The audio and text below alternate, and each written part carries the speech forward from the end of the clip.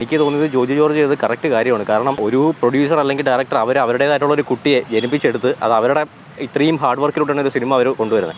നമ്മൾ ആൾക്കാർ കണ്ടു തുടങ്ങുമ്പോൾ തന്നെ വേറൊരാൾ അതിനെപ്പറ്റി ഇപ്പം നമുക്ക് നെഗറ്റീവ് റിവ്യൂസ് പറയാം, കണ്ടിട്ട് ഇഷ്ടപ്പെട്ടില്ല എന്ന് പറയാം. പക്ഷേ അത് ഒരിക്കലും ഒരു റിവ്യൂർ എന്നുള്ള രീതിയിൽ നിങ്ങൾ ആ സിനിമ കാണരുത് അല്ലെങ്കിൽ നീ ആ സിനിമ കാണരുത് എന്ന് പറയാനുള്ള റൈറ്റ് ആർക്കുമില്ല.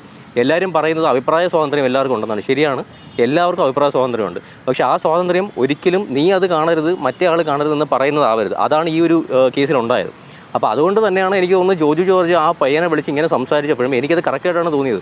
കാരണം അയാൾ തന്നെ കാണിക്കുറേ പ്രൂഫുണ്ട്. ഓരോ സോഷ്യൽ മീഡിയയിൽ ഇപ്പോൾ ഫേസ്ബുക്കിലാണെങ്കിൽ പോലും ഒരു സെയിം കോപ്പി പേസ്റ്റ് സാധനമാണ് ഇടുന്നത്. കാരണം എല്ലായിടത്തും പോയിട്ട് ഈ സിനിമ കൊള്ളില്ല, ആരും ഈ സിനിമ കാണരുത്, പൈസ പോവും എന്നുള്ള ഇതുമ്പോഴേക്കും അത് കരുതിക്കൂട്ടി ചെയ്യുന്നതാണെന്ന് ഏത് കുഞ്ഞിനും മനസ്സിലാവുന്ന കാര്യമാണ്. അതുകൊണ്ട് തന്നെ ആയിരിക്കാം ഒരു ഡയറക്ടർ അല്ലെങ്കിൽ അയാൾ അതിൻ്റെ പ്രൊഡ്യൂസറും കൂടെയാണെന്ന് തോന്നുന്നു. സ്വാഭാവികമായിട്ടും ആ ഒരു ദേഷ്യത്തിലായിരിക്കാം പുള്ളി അങ്ങനെ വിളിച്ചത്. അത് പുള്ളി ചെയ്തത് കറക്റ്റായിട്ടാണ് എനിക്ക് തോന്നിയിട്ടുള്ളത്. അത് ഭീഷണി സ്വരമായിട്ട് എനിക്ക് തോന്നിയിട്ടില്ല. പുള്ളി എന്താണ് പറയുന്നത്, സർക്കാസ്റ്റിക് രീതിയിലാണ് സംസാരിച്ചത്. അല്ലാതെ ഭീഷണിയൊന്നും എനിക്ക് ഞാൻ കേട്ടത് വച്ചിട്ടാണ് ഞാൻ പറയുന്നത്. അതിൽ കൂടുതലായിട്ട് അയാൾ ഭീഷണി അങ്ങനെ പറഞ്ഞിട്ട് എനിക്ക് തോന്നുന്നില്ല. ജസ്റ്റ് സർക്കാസ്റ്റിക് രീതിയിൽ സംസാരിച്ചു. അത് ആ പയ്യൻ ഡിസർവിങ് ആണ്. കാരണം അയാൾ ഉണ്ടാക്കിയ ഒരു സിനിമയെ പറ്റി മോശം പറയുന്നതിന് അതിനോടൊപ്പം തന്നെ നീ അത് കാണരുത് ഇങ്ങനെ കാണരുതെന്ന് പറയുമ്പോഴേക്കും ആർക്കാണെങ്കിലും ഒരു ദേഷ്യം ഉണ്ടാവും. ആ ഫ്രസ്ട്രേഷൻ്റെ പേരിലായിരിക്കാം പുള്ളി സംസാരിച്ചത്. അതൊരു തെറ്റായിട്ട് എനിക്ക് തോന്നുന്നില്ല. അത് മാനുഷികമായി എല്ലാവരുടെ മനസ്സിലുണ്ടാകുന്നൊരു ഇതിൻ്റെ പേരിൽ സംസാരിക്കുന്നതാണ് പുള്ളി.